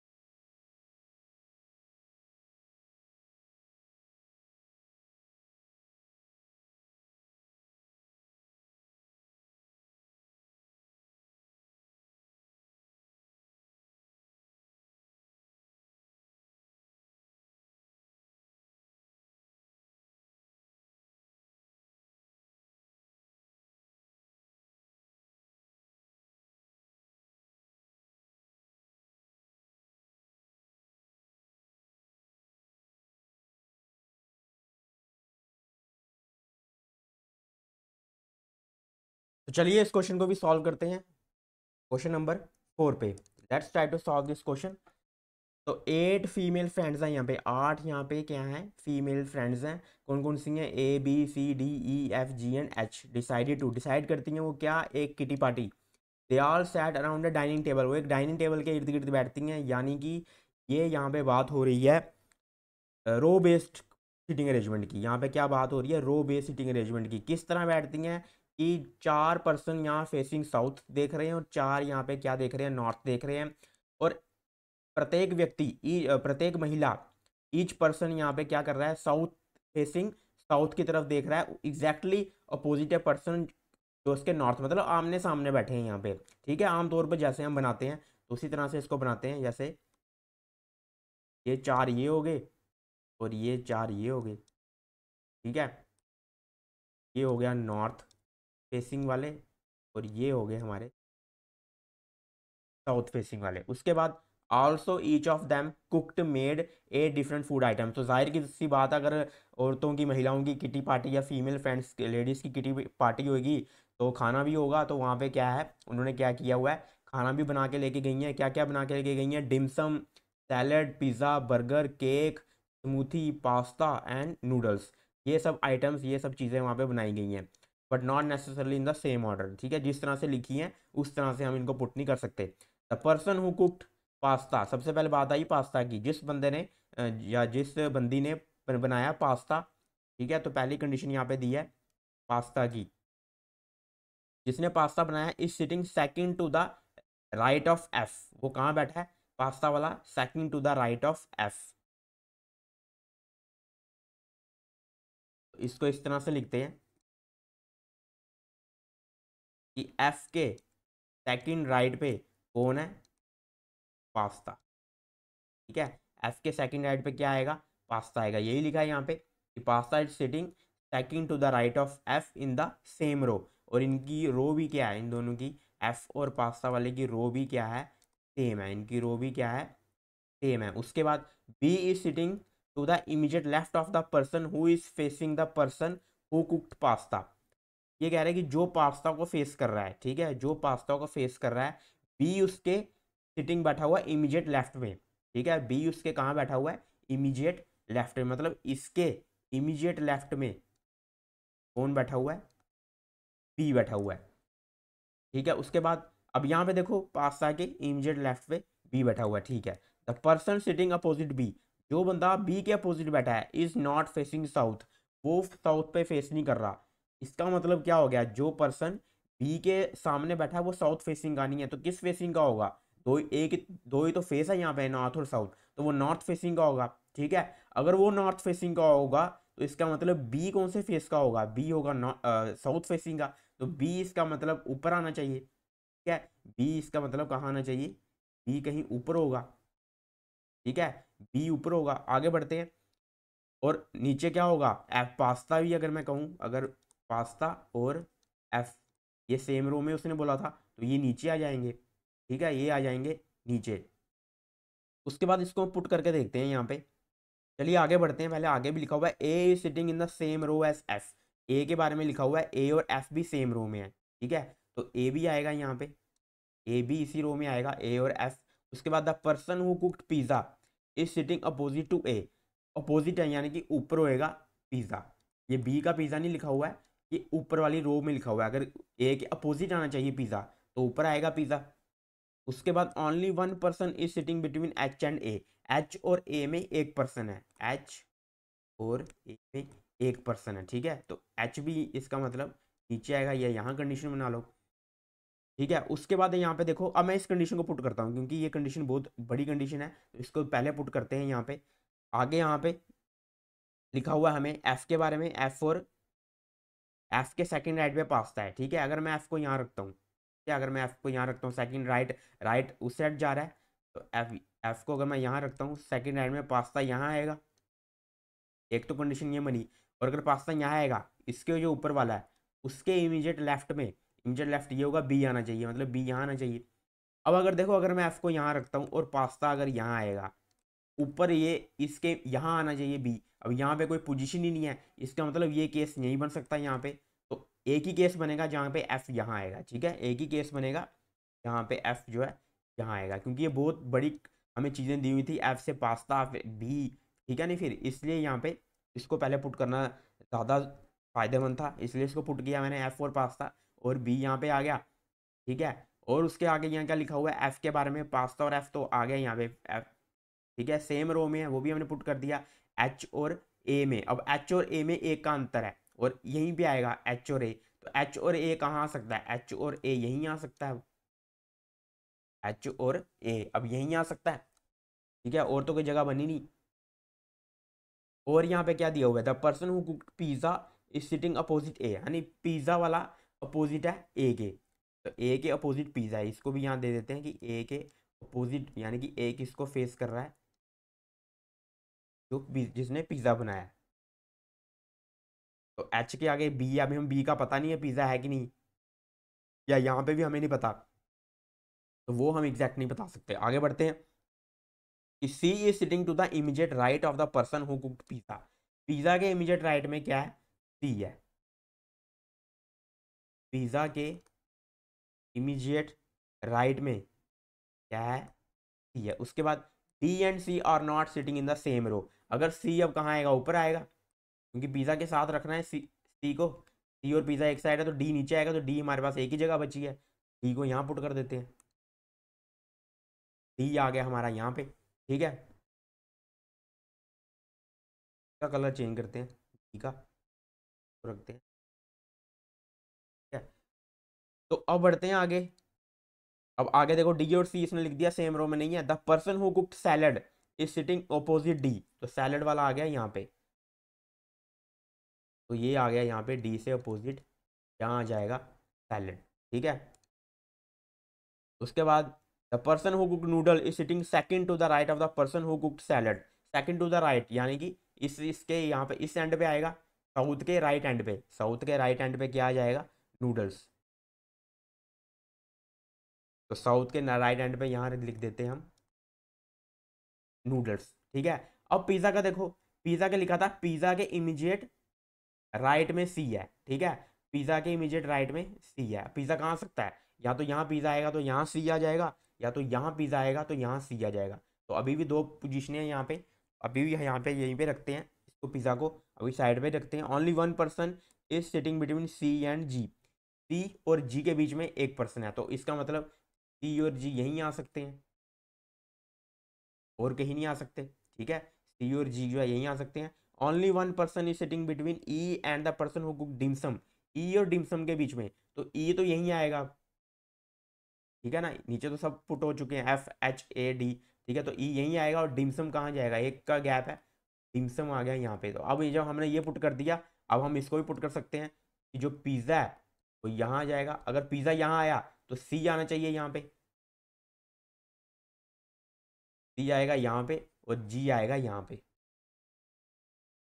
ये आ गया सी, और ये आ गया, और यहाँ पे इसने क्या कहा था, ए के अपोजिट होना चाहिए पिज़्ज़ा, तो पिज़्ज़ा के अपोजिट ए, इसका मतलब यहाँ पे ए आएगा, तो यहाँ से एच को हटा देते हैं,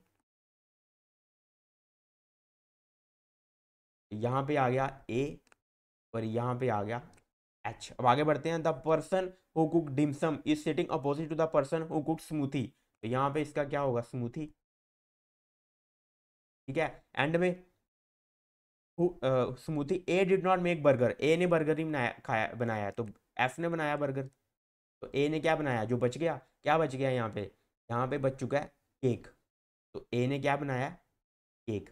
तो इस तरह से सबको जिसने जो बनाया वो भी पुट कर लिया है सबको, ये और डायरेक्शंस भी यहाँ पे हमें नॉर्थ साउथ में जो जो भी पुट करनी थी लेडीज फीमेल फ्रेंड्स को, वो सबको हमने पुट कर दिया। तो इस तरह से इस क्वेश्चन को सॉल्व करेंगे।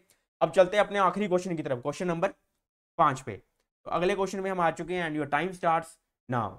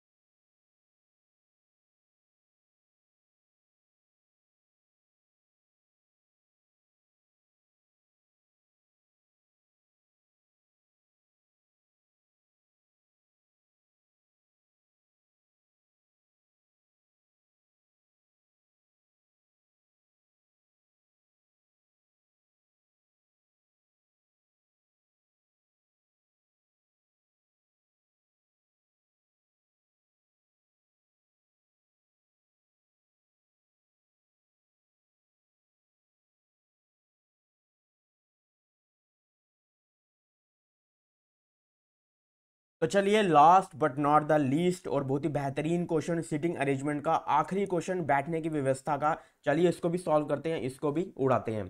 तो पांचवा क्वेश्चन, 8 फ्रेंड्स की बात हो रही है, 8 दोस्त हैं यहाँ पे, LMNOPQRNS are sitting around a table, एक टेबल के इर्द गिर्द बैठे हैं। That in the shape of, उसकी टेबल की शेप किस तरह की है, एक स्क्वायर की तरह की, तो एक स्क्वायर शेप में टेबल है यहाँ पे। तो चलिए इसका टेबल बना देते हैं। तो इस तरह से एक स्क्वायर शेप का टेबल हो गया। They are sitting in such a वे, वो इस तरह से बैठे हैं कि that 4 of them are sitting at the corners, 4 यहाँ पे उन बैठे हैं कॉर्नर्स में। तो इस तरह से वो 4 बैठे हैं कॉर्नर्स में। And 4 of them are sitting at the edges, और 4 बैठे हैं एजिस पे। उसके बाद also 4 of them are facing towards the centre of the table, 4 बोल रहा है ये किस तरह देख, किसी और देख रहे हैं, सेंटर की तरफ देख रहे हैं। And 4 of them are facing outward direction, और बाकी के 4 यहाँ पे आउटवर्ड डायरेक्शन की तरफ देख रहे हैं। आगे ये हमसे कह रहा है कि no 3 consecutive people are facing the same direction, तो यहाँ पे सिर्फ 2 ही सेम डायरेक्शन की तरफ होने चाहिए। जैसे ये 2 आउटसाइड देख रहे हैं, तो तीसरा आउटसाइड नहीं होना चाहिए। या मैं कहूँ अगर 2 ये इनसाइड देख रहे हैं, तो तीसरा इनसाइड नहीं होना चाहिए उसकी direction. Each of the friends, प्रत्येक दोस्त के पास is carrying a different number of candies, उसके पास डिफरेंट नंबर यानी कि क्वांटिटी में डिफरेंट नंबर है कैंडीज के अलग अलग क्वांटिटीज हैं हर एक दोस्त के पास। नोट यहाँ पे एक जानकारी हमें देना चाह रहा है ये कि in this case direction means, direction का मतलब है यहाँ पे या तो इनवर्ड या तो फिर आउटवर्ड डायरेक्शंस। वो हमें यह पता लगाना पड़ेगा कि ये कौन सी डायरेक्शन की बात कर रहा है, इनवर्ड या आउटवर्ड। वो हमें कंडीशंस के हिसाब से उसको चेक करना पड़ेगा, वेरीफाई करना पड़ेगा, देखना पड़ेगा, ढूंढना पड़ेगा या फाइंड करना पड़ेगा। ये हमें यहाँ पे बिल्कुल नहीं कह रहा है कि कौन सी डायरेक्शन किसकी है, कि कॉर्नर पे कौन सी डायरेक्शन में बैठे हैं, एजिस पे बैठे हैं, या कहीं पे भी डायरेक्शन भी किसी भी तरह से अलग अलग हो सकती है। बस ये इसने बोला कि इसमें से 8 में से आधे इनसाइड की तरफ देख रहे हैं और आधे देख रहे हैं आउटसाइड की तरफ, और 2 डायरेक्शन से होने चाहिए मैक्सिमम इकट्ठे, 3 नहीं होने चाहिए। अब आगे अब डायरेक्ट हम पढ़ते हैं अब कंडीशंस को। तो पहली कंडीशन यहाँ पे दी है, O is sitting third to the right of P. O के बारे में बात कर रहा है ये कि वो बैठा हुआ है third to the right of P, यानी कि पी के थर्ड राइट में कौन बैठा हुआ है, ओ बैठा हुआ है। उसके बाद and they are facing the same direction, और इन दोनों की ओ और पी की जो डायरेक्शन है, इनकी जो डायरेक्शन है वो है सेम। उसके बाद Q is sitting second to the right of O, O के सेकंड राइट में कौन बैठा हुआ है, क्यू बैठा हुआ है। And they have 95 candies together, और इनके पास 95 कैंडीज टुगेदर है, मतलब क्यू प्लस ओ कितनी कैंडीज है इनके पास, 95। Q is sitting on one of the corners, Q बोल रहा है किसी एक कॉर्नर पे बैठा है, तो चलिए किसी एक कॉर्नर पे क्यू को बिठा देते हैं। And he has 33 candies less than O, Q के पास ओ से 33 कैंडीज कम है। तो क्यू और ओ से अब हम यहाँ हम सॉल्व कर सकते हैं इसको, ठीक है। और हम अब इसको क्या है यहाँ पे सॉल्व कर सकते हैं, तो O minus Q equal to 33 हो जाएगा।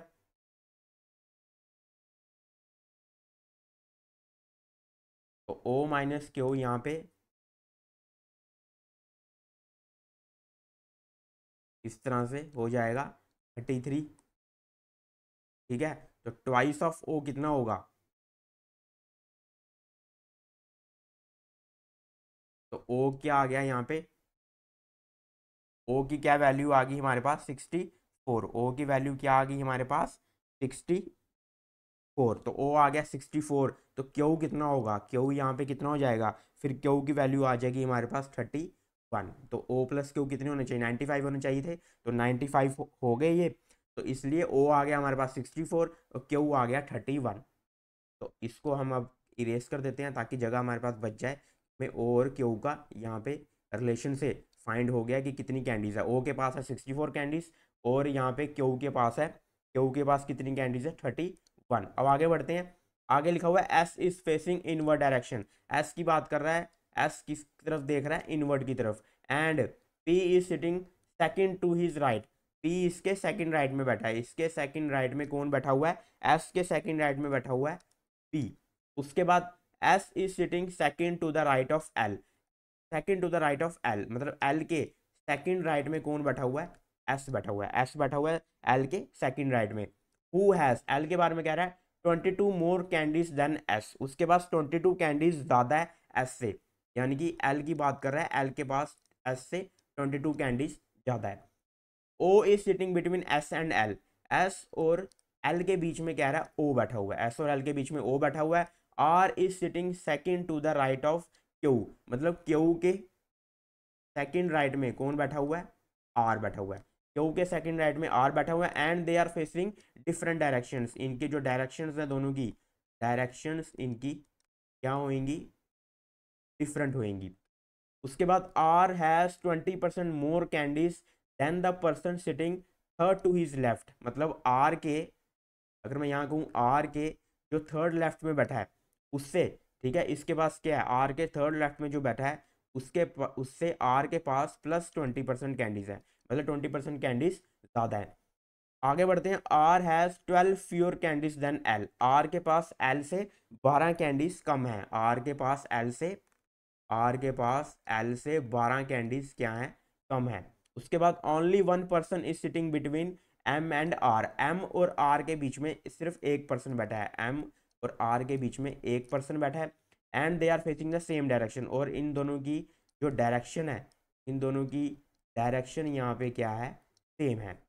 N has 1/5 of the number of candies than the person who is to his immediate right, N के इमीडिएट राइट में जो बैठा है, एन के इमीडिएट राइट में जो पर्सन बैठा है, एन के इमीडिएट राइट में जो पर्सन बैठा है, एन के इमीडिएट राइट में जो पर्सन बैठा है उसका 1/5 है एन के पास कैंडीज, ठीक है। आगे बढ़ते हैं, P has 8 more candies than 8, तो पी के पास एन से 8 कैंडीज ज्यादा है। एंड 22 लेस फ्यूअर या फिर less candies than the person who is to his immediate right, तो पी के जो इमीडिएट राइट है, पी के जो इमीडिएट राइट है उस पर्सन से पी के पास क्या है, 22 कैंडीज कम है, 22 कैंडीज लेस है। तो सारी की सारी हमने स्टेटमेंट्स को शॉर्ट फॉर्म में यहाँ पे लिख लिया। अब यहाँ पे देखो क्यू लिखा हुआ है यहाँ पे, ठीक है, क्यू के सेकंड राइट पे कौन बैठा हुआ है, एक तरफ तो क्यू के सेकंड राइट पे, एक तरफ तो क्यू के सेकंड राइट पे इसने यहाँ लिखा आर है,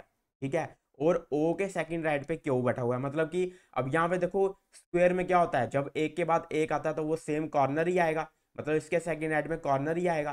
तो ओ के सेकंड राइट में भी क्यू बैठा है, मतलब ये दोनों तीनों ओ क्यू और आर ये तीनों कॉर्नर पे बैठे हैं, मतलब कि एक साइड इसके ओ बैठा है और एक साइड इसके क्यू बैठा है, तो या तो ओ और यहाँ पे आर आएगा, ठीक है, या तो यहाँ पे ओ और आर आएगा, ठीक है। उसके बाद अब हमें फिक्स पोजीशन ही पता है क्योंकि हमें क्यू की डायरेक्शन नहीं पता।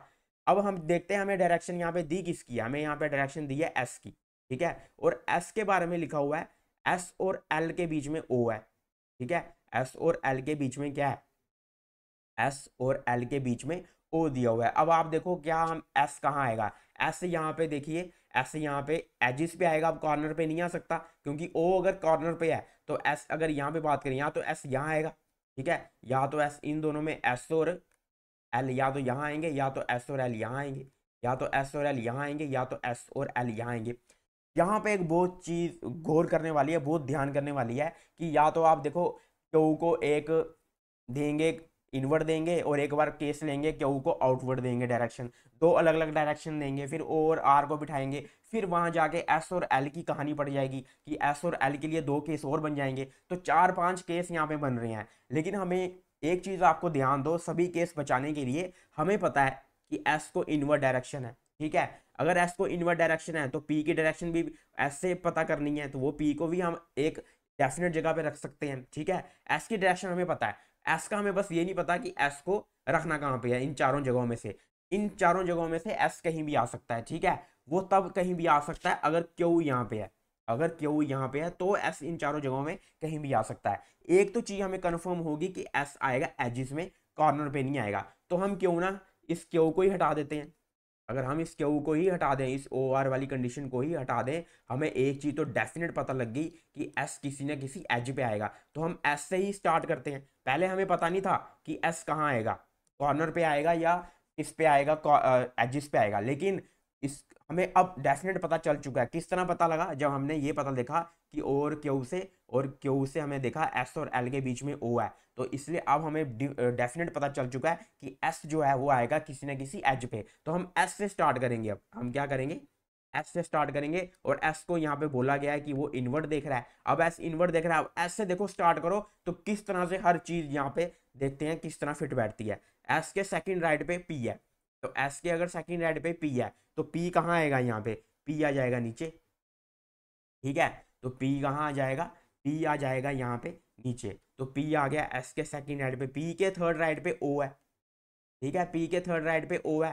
तो पी के थर्ड राइट पे ओ किस साइड आ सकता है, एक दो तीन, या तो इस साइड आ सकता है या तो उस साइड आ सकता है। डायरेक्शन सेम है पी और ओ की, पी और ओ की डायरेक्शन यहाँ पे क्या है, सेम है। अब यहाँ पे देखो एस और पी यहाँ पे है, ठीक है, तो एल तो यहाँ आ नहीं सकता, तो एल आ जाएगा यहाँ पे, ठीक है, नहीं एल आ जाएगा यहाँ पे। अब एस और एल के बीच में उसने कहा था ओ आना चाहिए, एस और एल के बीच में ओ आना चाहिए, तो वो भी हमारी सिरदर्दी यहाँ पे पूरी होगी। अब हमें फिर से केस में हमने यहाँ पे रोक लिया कि जो पी से लेके हमें ओ को बिठाना था, अब हमें सिर्फ ये भी पता चल जाएगा कि पी की डायरेक्शन क्या है, एस और एल के बीच में ओ आएगा। तो यहाँ पी था, यहाँ तो एल आ नहीं सकता, तो एल ऊपर ही आना था, तो इसके बीच में ओ आ गया। तो अब देखो यहाँ पे पी से इसने क्या बोला गया है, पी से थर्ड राइट पे ओ है, और पी और ओ की डायरेक्शन सेम है। अब पी से थर्ड राइट पे ओ है, इसका मतलब अगर यहाँ से राइट चलना है, क्लॉक वाइज से राइट चलना है, इसका मतलब पी आउटसाइड देख रहा है, इसका मतलब क्या होगा, पी आउटसाइड देख रहा है, और पी और ओ की डायरेक्शन सेम है, तो इसका मतलब ओ की भी आउटसाइड होगी। अब ओ से हम क्यों निकाल लेंगे, ओ के सेकंड राइट पे ओ है, क्यू है, और सेकंड राइट पे ओ है, मतलब क्यू है, तो इसका मतलब क्यू आ जाएगा यहाँ पे। तो देखो किस तरह से हमने ओ को भी फिट कर दिया, ठीक है। और क्यू है यहाँ आ गया, क्यू के सेकंड राइट पे आर बोला गया, डायरेक्शन डिफरेंट है। अब ये देखो यहाँ से वहां तो ओ आ गया, तो आर तो यहीं आएगा, और क्यू के सेकंड राइट पे है, तो राइट अभी भी यहीं से चल रहा है, तो इसका मतलब ये भी बाहर की तरफ देख रहा है। और क्यू और आर की डिफरेंट डायरेक्शन है, तो इसको दे देते हैं इनसाइड की तरफ डायरेक्शन, को क्या दे देते हैं, इनसाइड की ओर डायरेक्शन देते हैं, तो ये कंडीशन भी हमारी पूरी होगी। पी और ओ की डायरेक्शन भी हमने सेम देख ली, पी और ओ की डायरेक्शन भी सेम है, और थर्ड राइट पे इसको ही पुट कर लिया, ओ के सेकंड राइट पे क्यू को इस डायरेक्शन को ही पुट कर लिया। तो किस तरह से कितनी जल्दी हमने इन सारों को इस तरह से अगर जब लिया, तो अब एल दिया हुआ है, एल के सेकंड राइट पे एस है, ठीक है, एल के सेकंड राइट पे एस है, तो एल की डायरेक्शन भी पता लग गई हमें। एल के सेकंड राइट अगर हम यहाँ से चलना है, तो इसका मतलब एल किस साइड देख रहा है, इन साइड देख रहा है, इससे ये भी हो गया। यहाँ इसको तो हमने पहले ही पुट कर लिया, ठीक है, तो ये कंडीशन भी पूरी होगी। अब आगे देखो, आगे कंडीशन देखो, एम और आर में उसने कहा था एक का गैप है, ये आ गया एम, यहाँ पे आ गया, ऊपर तो क्यू है, यहाँ आ नहीं सकता, और डायरेक्शन सेम होनी चाहिए, एम आर की डायरेक्शन इनसाइड है, तो एम की भी इनसाइड होएगी, तो एम की भी क्या होएगी, इनसाइड होएगी। अब बच गया सिर्फ एक की डायरेक्शन, तो उसको हम यहाँ से पता पता कर लेंगे, चार इनसाइड चार आउटसाइड बोला था इसने, तो ये ओ भी बाहर, क्यू भी बाहर, दो बाहर हो गए, तीन बाहर हो गए, पी और कोई है बाहर, और कोई नहीं है, इसका मतलब जो यहाँ आएगा वो बाहर होएगा, और कौन आएगा वो भी हमें पता है, क्योंकि अब एक ही बचा है, वो कौन बचा है, एन, एन को पुट कर देते हैं। तो देखो बिना किसी केस को बनाए किस तरह से हमने एक जबरदस्त सटीक अप्रोच से ये एक ही बार में बना दिया। अब हम फाइंड करते हैं इनकी कैंडीज, और किसकी कैंडीज हमें पता है, और क्यू की, और क्यू की कैंडीज पता है, पहले वो पुट कर लेते हैं। तो ओ की कैंडीज कितनी है, 64, ओ की कैंडीज 64 है, और क्यू की कैंडीज कितनी है, 31। तो ओ और क्यू की कैंडीज हमने पुट कर ली, हमने पता कर ली। अब उसके बाद देखो यहाँ पे, अब यहाँ पे दिया हुआ है आर के थर्ड लेफ्ट में जो बैठा हुआ है उससे आर का 20% ज्यादा है। आर के थर्ड लेफ्ट में कौन बैठा है, आर के थर्ड लेफ्ट में यहाँ पे एस बैठा हुआ है, ठीक है, आर के थर्ड लेफ्ट में यहाँ पे कौन बैठा हुआ है, एस बैठा हुआ है। तो यहाँ देखो आर और एस, अगर आर में 100% है, ठीक है, तो आर में कितनी होगी, 120%, इसका मतलब ये कितना आएगा, 5:6 आएगी आर की। अब आर और एस की अगर हमें देखो इक्वेशन मिल जाए, अगर आर और एस की हमें इक्वेशन मिल जाए, तो हम यहाँ पे आर और एस को निकाल सकते हैं। वो इक्वेशन कैसे मिलेगी, इसमें देखो एल कॉमन है, दोनों में क्या है, एल कॉमन है, तो एल अगर कॉमन है तो एल की जगह हम आर को पुट कर सकते हैं, मतलब कि एक तो लिखा हुआ है S+22, दूसरे एल में हम, इस एल में हम क्या लिख सकते हैं, R+12। इसको इस तरह से हम सॉल्व कर सकते हैं कि R+12 is equal to S+22, तो आर माइनस एस कितना होगा, आर माइनस एस होगा, यहाँ पे 22 माइनस 12, यहाँ पे एल की जगह हमने लिखना है R+12, ठीक है, नहीं एल की जगह हम यही लिखेंगे कि R+12 आएगा, और दूसरा है S+22। तो 22 माइनस 12 करेंगे तो कितना आएगा, 10 आएगा। ठीक है, 10 आएगा यहाँ पे। 22 माइनस 12 की यहाँ पे 10 आया। क्या मैंने ये सही पुट किया है? क्योंकि आर माइनस एस बन रहा है, ये जो ऊपर आर 5 - 6 - 1 हो जाएगा। तो यहाँ पे एक बार दोबारा देखते हैं इसको। एल की जगह मैंने क्या पुट किया यहाँ पे? एल की जगह मैंने पुट किया R+12। ठीक है, एल की जगह मैंने पुट किया R+12, तो R+12 ही आएगा यहाँ पे। और दूसरी जगह यहाँ पे दिया हुआ है S+22, तो S+22 आएगा। तो यहाँ पे R-S ही बनता है। यहाँ पे क्या बनता है? R-S। ऊपर रेशो में गलती हुई है, ऊपर क्या है, रेशो में गलती हुई है। 6 जो है यहाँ आना चाहिए था, 2 6 12 2 5 10। ऊपर रेशो में गलती हुई है, 6 यहाँ आएगा और 5 यहाँ आएगा। अब सही हो गया। तो 6 - 5 यानी कि 1 की क्या वैल्यू है, 10 है। 1 की वैल्यू 10 है, तो 6 की वैल्यू क्या होगी, 60 होएगी। तो 6 की वैल्यू क्या होएगी, 60 होएगी। और 5 की वैल्यू क्या होएगी, 50 होएगी। तो इसका मतलब आर आ गया हमारे पास 60 और एस आ गया हमारे पास 50। आर और एस का भी हमें पता चल गया, आर और एस का पता चल गया। अब देखो यहाँ पे हमने इस कंडीशन को भी देख लिया। ठीक है, एन के इमीडिएट राइट में कौन बैठा है, एन के इमीडिएट राइट में आर बैठा है। और आर का 1/5 उसने कहा था, मतलब कि आर का 1/5 कितना, कितना हुआ, 12। तो एन का भी पता लग गया हमारे पास कितने हैं, 12 है। एन के पास कितनी कैंडीज है, 12 है। तो इस कंडीशन को भी पुट कर लिया। जब एन पता लग गया, एन कितनी है, 12, 12 + 8 कितना हुआ, 20। तो बी की वैल्यू कितनी हुई, 20। तो बी की वैल्यू 20 हुई। और बी के इमीडिएट राइट में कौन है, बी के इमीडिएट राइट में एम ही है बैठा हुआ। तो एम को अगर हम 20 में +22 करेंगे तो 42, ये आ जाएगा यहाँ पे 42। यहाँ पे 22 का गैप आ गया, 22 कम है, एम में से 22 कम करेंगे तो पी आ जाएगा। तो ये भी आ गया। एल के बारे में हमें पता करना है, तो वो भी हम बहुत ही आराम से निकाल सकते हैं।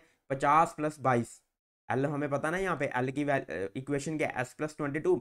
तो 50 + 22 कितना हुआ, 72। तो 72 आ गया। एल की भी आ गई हमारे पास कैंडीज। तो इस तरह से हमने सभी की कैंडीज निकाली, सारों की डायरेक्शंस पता कर ली, और कौन कहाँ बैठा है वो भी पता कर लिया। तो इस तरह से ये क्वेश्चन भी दोस्तों कंप्लीट हो चुका है।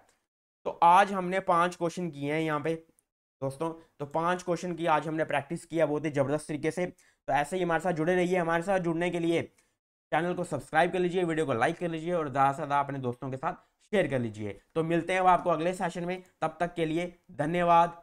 जय हिंद।